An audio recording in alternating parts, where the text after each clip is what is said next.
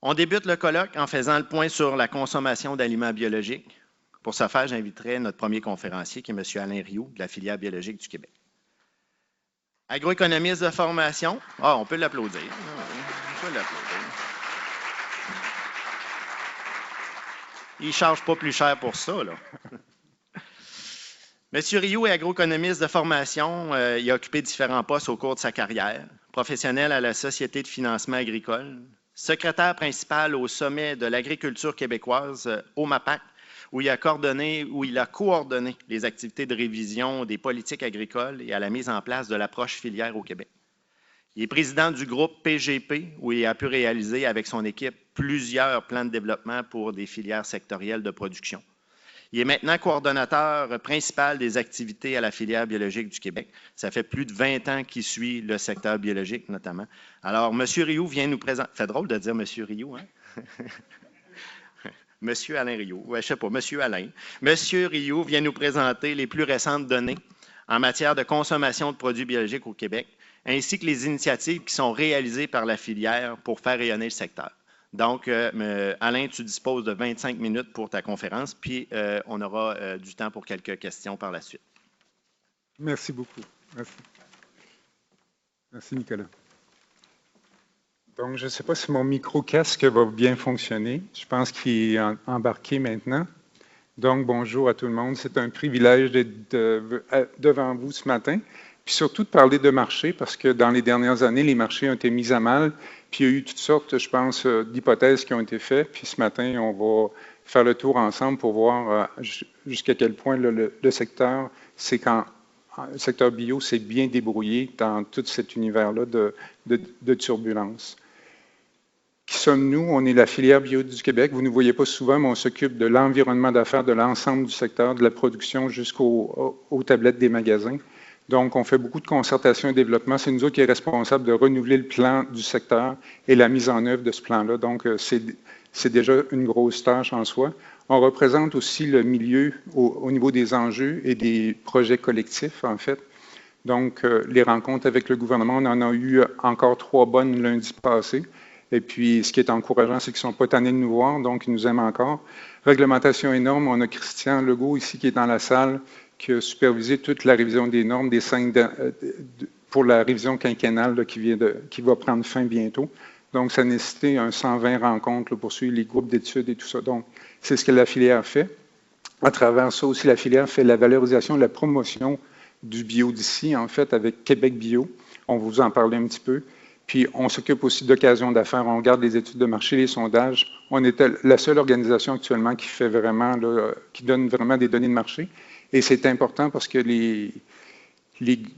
la FTQ ou d'autres banques qui investissent en agriculture bio nous posent souvent des questions sur les marchés. On peut-tu faire confiance aux marchés, etc. Fait que c'est les 2 derniers points qui vont être actifs aujourd'hui, surtout au niveau des occasions d'affaires. On remercie le gouvernement parce qu'on a une dynamique vraiment qui s'est développée sur 20 ans. Le gouvernement nous fait de plus en plus confiance parce qu'on fait du bon travail, je pense. Puis, on signe des conventions, on signe des projets collectifs et tout ça, donc qui font avancer beaucoup le secteur. On est là aussi pour demander les besoins, des entreprises, puis décrocher aussi des mesures adaptées là, pour le secteur. Donc, aujourd'hui, vous êtes chanceux. Ce qu'on va faire ensemble rapidement, c'est qu'on va regarder les principaux résultats d'une étude de marché qui a été faite en 2024. On va regarder les principaux constats d'un sondage consommateur aussi sur la consommation québécoise, les nouveaux profils de consommateurs qui se profilent, c'est le cas de le dire, la stratégie de valorisation qu'on a au Québec, puis les perspectives commerciales du secteur. Je vais essayer d'assez bien suivre le temps. Je ne sais pas si je l'ai là-dessus. Oui, 2h51, donc on va 2 minutes 51. Parfait. On y va comme ça. Aujourd'hui, donc, on va voir, nous allons vous démontrer que vous, producteurs, êtes dans une situation commerciale enviable, même dans un contexte défavorable. Fait que ma conclusion est déjà faite. Si j'avais la crédibilité qu'il faut, on pourrait arrêter là, mais on va continuer quand même à vous montrer ça. Donc, c'est une étude qui nous vient de Canadian Organic Trade Association qui ont ramassé toutes les données là, de marché, puis le Québec est allé chercher ces données, donc on est en mesure de vous présenter ça. Ça fait que sans plus tarder, les chiffres sont un petit peu petits, probablement pour vous, ça que je vais vous aider là, dans la lecture. On a les données 2020, 2022, 2023 pour voir comment on est passé à travers la période de pandémie. Donc, on est passé de 436 millions. Il manque une année importante au milieu, qui est l'année 2021, qui a été une année vraiment record pour le bio, où toutes les tablettes de bio se sont vidées. On est monté à 571 millions, puis là, on sera à 565 millions. Et ça, c'est vraiment dans les bannières selon AC Nielsen IQ, en fait, chez les grands détaillants, plus Walmart, en fait, les grands détaillants québécois plus Walmart, plus les pharmacies là, qui mettent aussi de façon... Ce qui est intéressant au Québec, c'est qu'on a fait une estimation aussi, parce que quand il faut se méfier un peu des données d'AC Nielsen en bio, parce qu'il compte à peu près un 55-60% du marché, ce qui fait que le Québec, à ce moment-là, est désavantagé. Mais si on compte une estimation de tout ce qui est fait chez Avril, Rachel Berry, Taux, et près de 200 marchands indépendants, puis les boulangeries, les boucheries, tout ça, on se retrouve en fait avec un 328 millions qui vient de s'ajouter dans la première colonne, un 385 pour 2022 et un 425. Ce qui fait qu'on est en fait un marché milliardaire de consommation au Québec, mais c'est tout produit bio confondu. Donc, on est rendu à une place intéressante. On est rendu à 4 de la consommation bio au Québec. Donc, on est dans des sphères où on ne peut pas nous oublier. On est vraiment en bonne situation. La part des détaillants indépendants, c'est important de le dire. On a un écosystème commercial au Québec qui est vraiment fabuleux parce que c'est un écosystème solide, on l'a vu tantôt, où il y a différents membres qui sont en mesure de répondre à différentes clientèles, et à différentes sources de revenus aussi. Les gens n'ont pas tous les mêmes revenus. Donc, les détaillants spécialisés ont mieux traversé la pandémie. La clientèle est plus fidèle, puis il y a une clientèle aussi qui est mieux informée. Donc, on l'a vu, là, il y a un déplacement vers eux, des supermarchés vers ce marché-là. Puis c'est une situation unique au Canada. Là. On se compare avec les autres provinces. Donc, AC Nielsen nous compare avec les autres provinces, mais en oubliant là, ce bout-là qui est important. Celle-là, c'est juste pour vous montrer, en fait, ces braques à Nielsen, vous ne verrez pas non plus là. Il y a des critères qui sont là, qu'on peut voir, là, les emballages recyclés, l'éco-responsabilité, tout ça. Il y en a qui ils sont d'accord avec les critères, puis je suis prêt à payer plus pour obtenir ce critère quand j'achète. C'est les deux petites phrases qui sont en haut. J'attire juste votre attention sur le bio, qui est à peu près le seul à avoir un 20 là, que je serais prêt à payer plus pour obtenir ce critère quand j'achète. Si vous regardez tous les autres critères qui sont en bas ici, le deuxième, le vert plus pâle est toujours plus bas que l'intention comme telle. Donc, on a un secteur là. Donc, c'est confirmé depuis plusieurs années aussi. Les consommateurs aiment les critères verts, mais seul le bio commande une prime à l'achat. Et c'est là-dessus qu'on bâtit tout le secteur, puis que le secteur réussit à être très dynamique. Comment on vend le secteur maintenant? Ça va être un peu petit aussi pour vous. Bon, il y a 2990 entreprises agricoles là, qui font du bio au Québec. On fait un clin d'œil au marché du grain parce qu'on sait que vous êtes plusieurs à être du marché du grain. Donc, il y a 21 de ces entreprises-là qui sont dans le secteur des grains. Donc, vous savez qu'on a 11 000 produits bio québécois aussi qui roulent. Et là, la grande trouvaille des dernières années, c'est qu'on a pris l'écart de prix à la production entre le produit conventionnel et le produit bio. On arrive à une plus-value de 125 millions à la production de la part des consommateurs. Donc, cet effet-là, c'est intéressant parce qu'on peut le faire valoir auprès des gouvernements, puis aussi auprès du consommateur, là, qui sont fiers de contribuer à ça. On a aussi remarqué un 40 en 5 ans, en fait 40 d'augmentation de consommation en 5 ans, des superficies que vous savez qui sont rendues à 120 000 hectares, mais qui retirent du fait même 250 000 kilos de matière active dans les champs. Et ça aussi, on est capable de faire valoir ça auprès des gouvernements, auprès du consommateur, là, pour les intéresser à continuer avec nous. L'augmentation de la biodiversité, vous la connaissez, c'est dans toutes les études. Maintenant, c'est 30 de plus de biodiversité.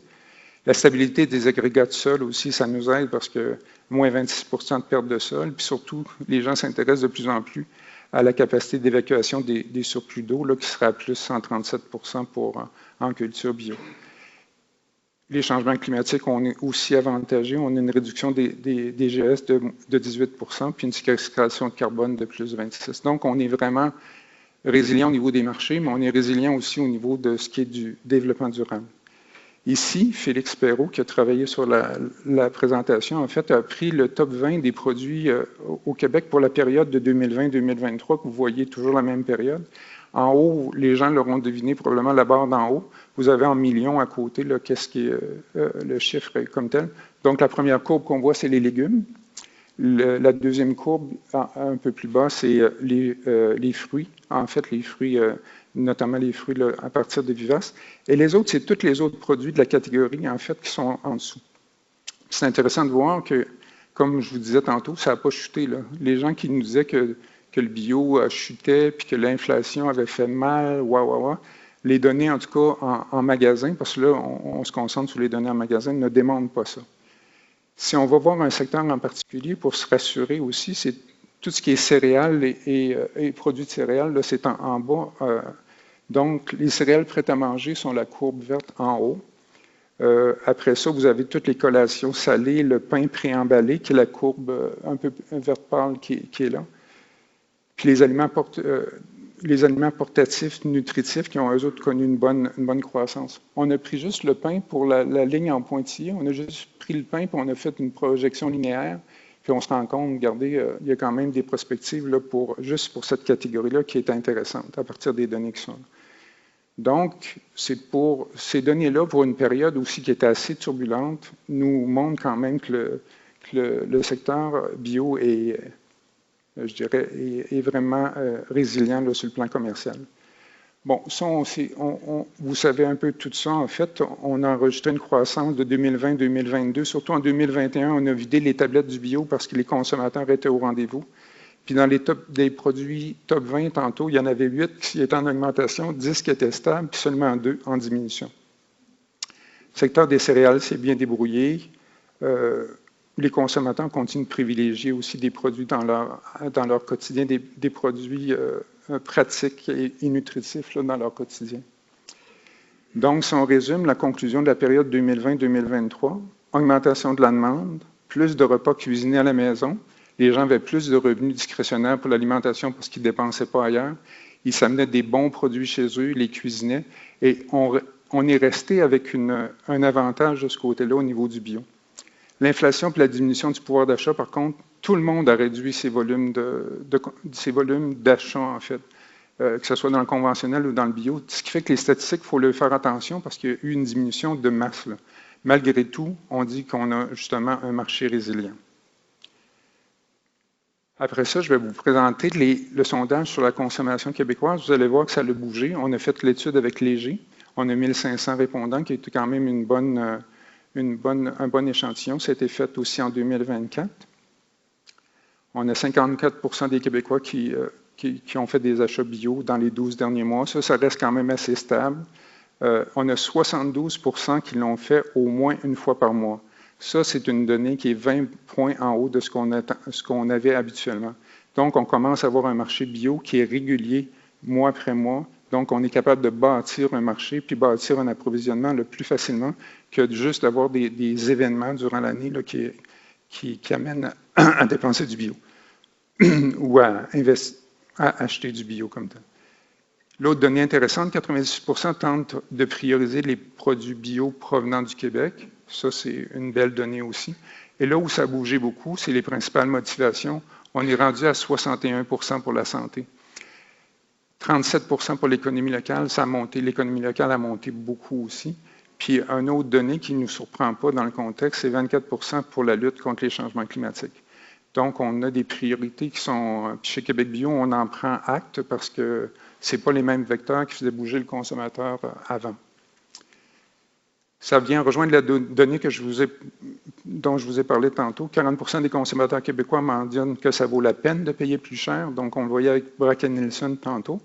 54 % des consommateurs mentionnent que l'inflation a eu un impact à la baisse sur leur consommation.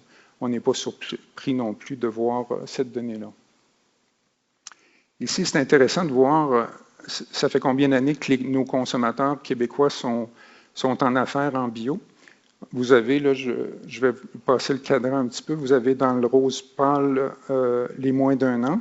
Donc, on remarque que 12% de nouveaux consommateurs entrent en bio. On est habitué autour de ça, un 10 à 12%. Donc, on a un renouvellement de clientèle, des nouveaux consommateurs qui aident aussi à la croissance comme telle.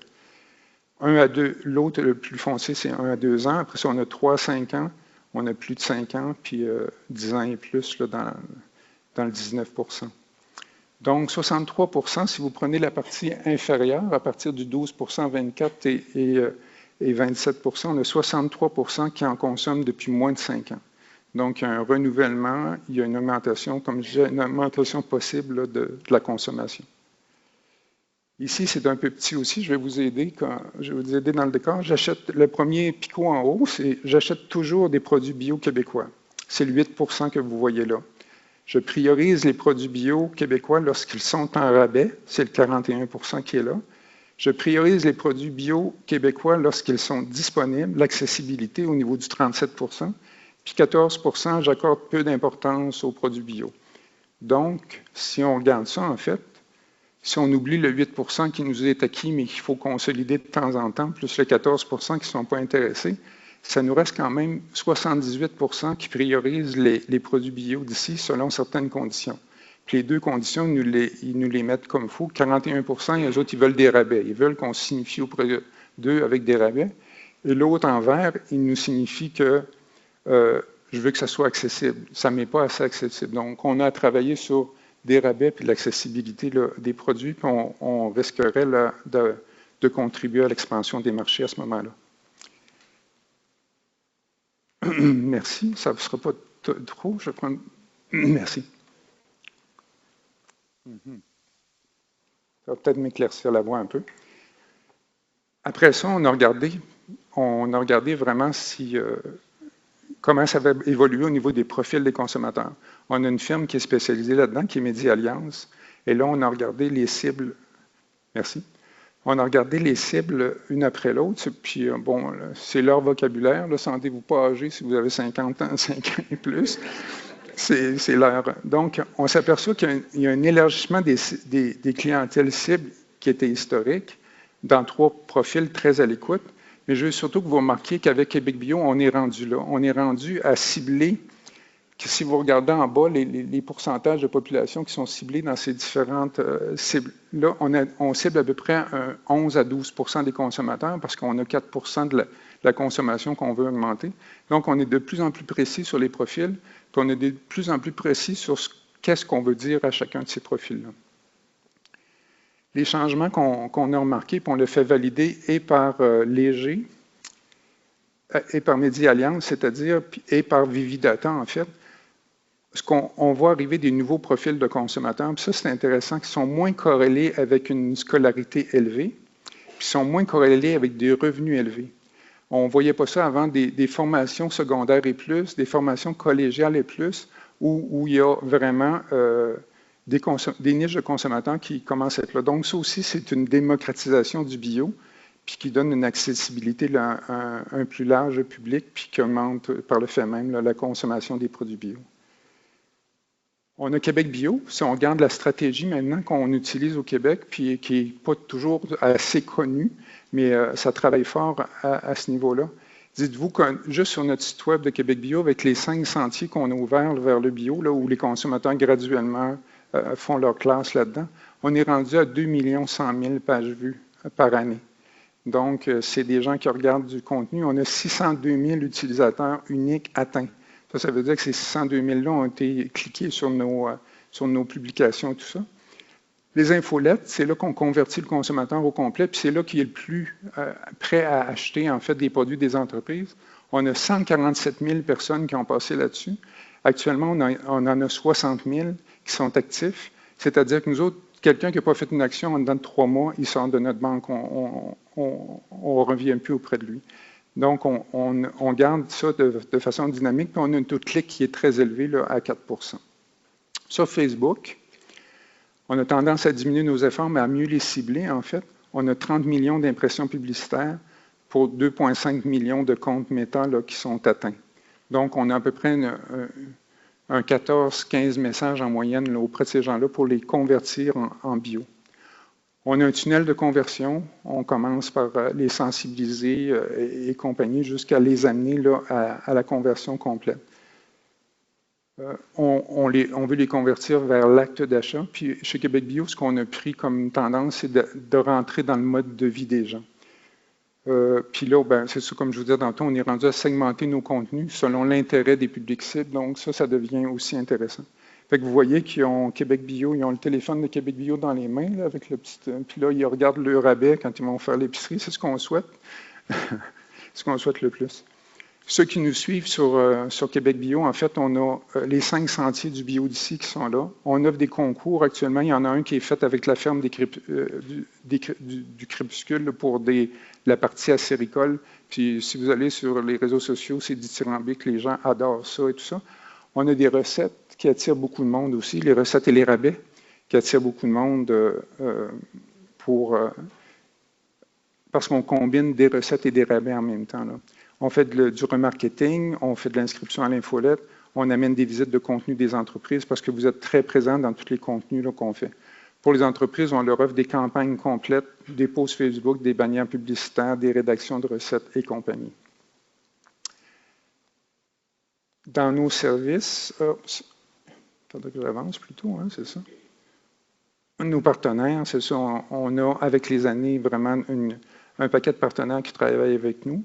Actuellement, on est en campagne avec Télé-Québec aussi pour une campagne de 100 000 avec Télé-Québec, donc où on apporte le bandeau, le logo et compagnie. On le fait avec 4 entreprises aussi qui se sont joints là, à nous pour cette campagne-là. Dans la stratégie de Québec Bio, c'est juste pour vous dire qu'on réfléchit tout le temps à mieux se repositionner. Maintenant, dans l'année qui vient, la résolution qui vient d'accepter par le conseil d'administration, c'est qu'on va cibler davantage nos interventions sur les médias sociaux, infolettes, concours, vidéos verticales qui commencent à être vraiment le média, la forme d'information que les gens veulent avoir. On va retenir 3 projets forts par année où on va essayer vraiment de faire un boost là, pour le bio puis concentrer nos activités de communication. Parce qu'actuellement, l'attention des consommateurs n'est pas facile à avoir. Autant en confinement, on avait une grande attention des consommateurs. Actuellement, c'est beaucoup, beaucoup plus difficile. Donc, le mot-clé pour nous autres, ça va être attirer et retenir l'attention des consommateurs. On va décliner ces activités-là autant que possible là, aux tablettes des magasins. Ça fait longtemps qu'on veut rentrer dans les magasins. La COVID nous a empêchés de le faire, c'est qu'on en est là. Tout ça pour arriver à mon dernier 5 minutes, j'imagine. C'est bon? Ou à peu près? Un peu moins, c'est bon, on est presque terminé. Environnement d'affaires, ce qui est important en fait de comprendre, ce qui va conditionner beaucoup les prochaines années, ça va être bien sûr les changements climatiques puis les changements géopolitiques. Ce que ça risque d'amener, c'est vraiment une diminution des volumes de production et de la sécurité des approvisionnements.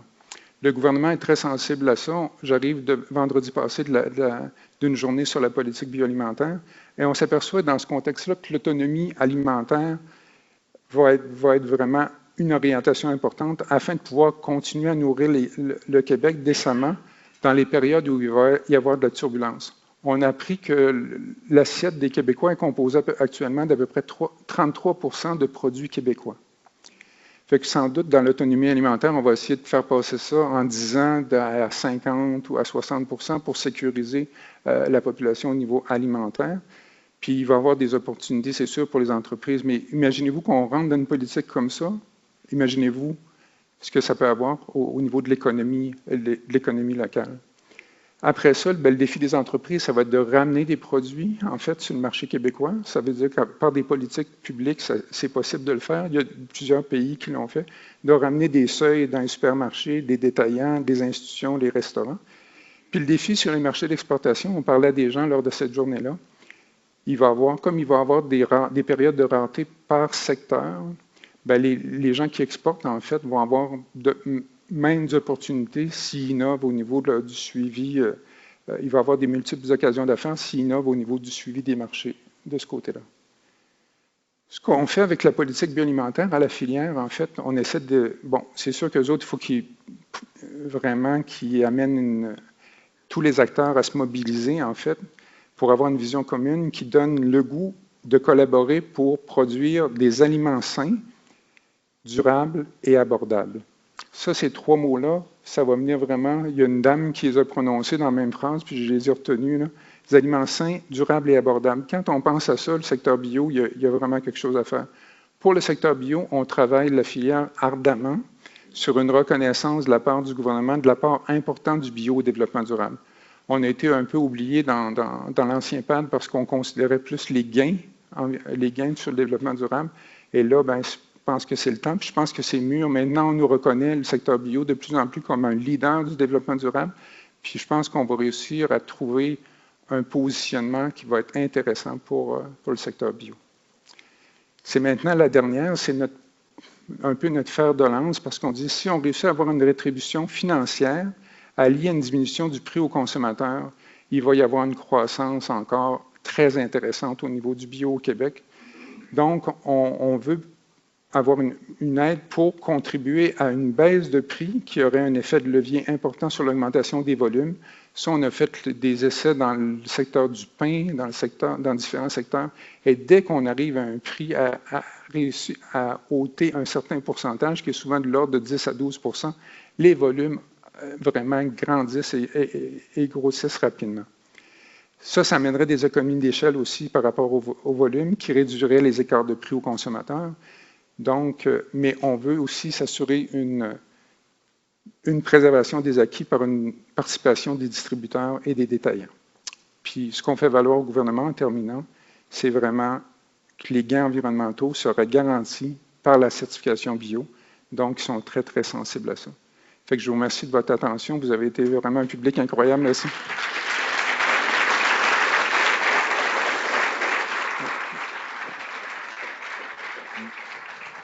Merci beaucoup, Alain.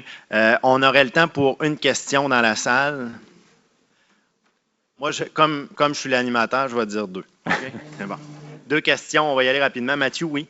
Oui, Mathieu de Wavrin, producteur et transformateur. Bonjour, Alain. Merci pour ta présentation. Je voulais savoir, ça fait 2-3 présentations qu'on a sur les marchés des grains. On voit que le potentiel des tarifs là, pourrait causer des perturbations là, dans la chaîne d'approvisionnement, une baisse des prix. Est-ce que la filière a l'intention de profiter de cette baisse de prix des produits bio pour fidéliser de la clientèle pour quand ça va remonter? Oui, il y a deux réponses. Premièrement, on a formé un comité tout de suite pour justement essayer de voir la situation des tarifs et tout ça, puis ce comité-là va continuer à étudier ça. Les exportateurs, on regarde aussi de leur côté, puis on voit qu'il y a vraiment des avenues intéressantes. Dès que ça bouge, dès qu'on est en crise, il y a des opportunités. Puis ça, les bons entrepreneurs les voient beaucoup plus facilement que nous autres, là. Mais ça va être une période, je pense, qui va être intéressante. Oui, puis merci de la proposition. Avril commence à travailler notamment là-dessus parce qu'ils disent, regarde, souvent nos produits chez nous sont meilleurs marchés que les produits conventionnels ailleurs. Puis tout le monde commence à travailler là-dessus. Chez Québec Bio, on a une orientation aussi qui est axée sur les prix, où on va démystifier aussi toute la situation des prix auprès des consommateurs. Et la période qu'on va vivre là, va nous, comme vous le dites, va nous aider à faire ça, là. Merci. Robin, rapidement. C'est-tu possible? Oui. Merci. J'ai levé ma main, mais je n'avais pas encore ma question. Mais c'est des choses qui arrivent. Écoute, Alain, on sort ou on est encore dans une période très difficile, hein, tant qu'on viendra. Qu'on parle de l'inflation, puis les renouvellements d'hypothèques, le monde a moins d'argent. Ça, c'est comme très clair, OK? Et puis, les fermes, on a beaucoup écopé. Dans les 2 dernières années. C'est très dur de se mettre en marché, OK? Puis, tu nous dresses un tableau. Je pense que l'avenir est peut-être meilleur, on verra, OK? Mais je ne vois pas là-dedans comment, moi, toutes les petites fermes, les micro-fermes, OK? C'est comme plus clair pour moi quand on parle de mise en marché, puis d'augmentation de vente, quand on regarde les grains, le bio, le lait, etc. C'est comme... La filière est comme plus claire. Le chemin est mieux déterminé. OK? Mais dans le cas des petites fermes de proximité, je pense, pour moi, c'est pas clair. Je ne vois pas là-dedans en quoi l'avenir va être meilleur quand le consommateur décide la première chose qu'on coupe quand on n'a pas d'argent, c'est dans la bouffe. Okay? Et puis, c'est pas rien que les consommateurs et les consommatrices qui le font, les institutions le font présentement. L'État coupe dans la santé, puis la première chose qu'ils font, ils coupent dans les budgets alimentaires. Je le sais, j'en subis les conséquences. Maintenant, je ne le sais pas, mais un petit aperçu de la vision pour les fermes, les micro-fermes, okay, qui vivent des grosses difficultés à se mettre en marché, parce que souvent, les consommateurs ne sont même pas au rendez-vous. Merci. Oui. Merci pour la question. Moi, personnellement, puis je pense qu'avec ce qu'on a vu à la politique bioalimentaire, je le disais tantôt, tout ce qui est autonomie alimentaire va vraiment beaucoup vous aider. Ça veut dire que ces politiques-là, justement, des institutions vont finir par bouger si on suit cette orientation-là. Puis j'ai vu qu'elle retenait vraiment, je dirais au niveau des priorités, un assez haut pavé, là, parce qu'à cause justement des répercussions des changements climatiques et géopolitiques, ça devrait énormément aider l'économie puis le marché de proximité, je pense. Autrement, on va aussi, la filière, on va descendre aussi dans les secteurs. Notre dernier sondage léger était par secteur aussi et par produit. On va essayer de venir éclairer chacune des filières pour qu'elles puissent se développer. Là, on vient de passer une période de turbulence qu'on disait, même si on prend une lecture en pleine tornade, on n'aura peut-être pas ce qu'il faut. Mais là, c'est le temps de continuer à le faire. On va le faire avec léger, avec des données de dépenses de consommation. Et là, on va avoir un tableau vraiment beaucoup plus aidant pour les secteurs, en fait. C'est ça qu'on s'apprête à faire. Merci pour la question. Merci pour l'accueil aussi, puis la place que vous nous avez donnée aujourd'hui. Merci. Merci beaucoup, Alain.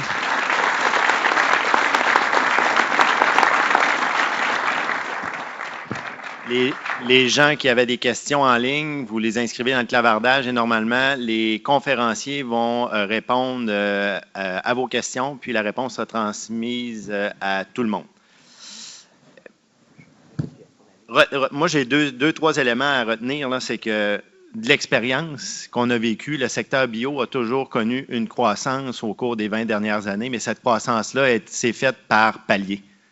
On a eu des moments où on a eu des croissances significatives, mais on a eu des paliers. On a eu une autre vague de croissance et je pense qu'on vient de passer exactement ce qu'on a vécu il y a peut-être 10 ou 15 ans, c'est-à-dire une croissance significative. Là, on a connu une période de turbulence avec l'inflation, les perturbations économiques, mais assurément qu'on se remettra dans une perspective de croissance au cours des prochaines années. Puis probablement qu'on saura ici, je dirais le consommateur d'ici saura profiter du contexte géopolitique. On l'espère. Puis d'ailleurs, ça fait partie là, de l'autonomie alimentaire et plus que jamais dans la vision là, qu'on peut avoir ici. Fait que, puis l'autre point que je voulais soulever, c'est qu'on a une relève du consommateur. Ça, c'est bien. Hein? Les consommateurs, ce qu'Alain a présenté, les consommateurs plus jeunes sont au rendez-vous. Ça permet d'assurer probablement une nouvelle vague de croissance. Fait que, il n'y en a pas juste des jeunes dans la salle, il y en a dans les supermarchés, dans les paniers et tout. Alors, on va compter sur eux.